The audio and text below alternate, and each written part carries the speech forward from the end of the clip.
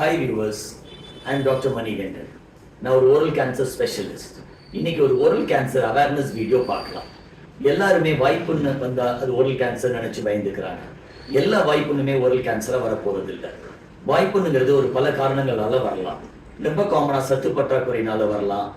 Traumatic அல்சர்னு சொல்லுவோம். ஃப்ரீக்வெண்டா ஏதாவது கடிச்சுக்கிறதுனால வரலாம். இல்லை ஏதாவது ஒரு ஷார்ப் டூத்னால வரலாம். இல்ல புகையிலை காரணங்களால வரலாம். இல்ல நமக்கு குடல் சார்ந்த பிரச்சனைகளால வரலாம். இந்த மாதிரி பல காரணங்களால வாய்ப்புன்னு வரலாம். எந்த ஒரு வாய்ப்புண்ணுமே ஒரு வாரத்துல ஆறிடணும். எந்த வாய்ப்புன்னு ஒரு வாரத்துல ஆறலையோ அதுக்கு நம்ம போதுமான பரிசோதனைகளை பார்த்து பல் மருத்துவர் அணுகி அது ஆறுறதுக்குள்ளேயே காரணங்களை கண்டுபிடிக்கணும். இப்ப ரீசெண்டா என் கிளினிக்கு வந்த பேஷண்டோட கேஸ் ரிப்போர்ட்டை உங்களுக்கு காட்டுறேன். அவங்களுக்கு எந்த ப்ராப்ளமுமே இல்லாம ஓரல் கேன்சர் எப்படி டெவலப் ஆச்சுங்கிறத நீங்க பார்க்கலாம். அந்த பேஷண்ட் ஒரு ஷார்ப் டூத்தை கவனிக்காம விட்டுட்டாங்க. கூர்மையான பற்களை கவனிக்காம விட்டு பல்ல பராமரிக்காம விட்டதுனால அது குத்தி குத்தி குத்தி நாளடைவில் அவங்க நாக்குல ஓரல் கேன்சரா ஃபார்ம் ஆயிடுச்சு.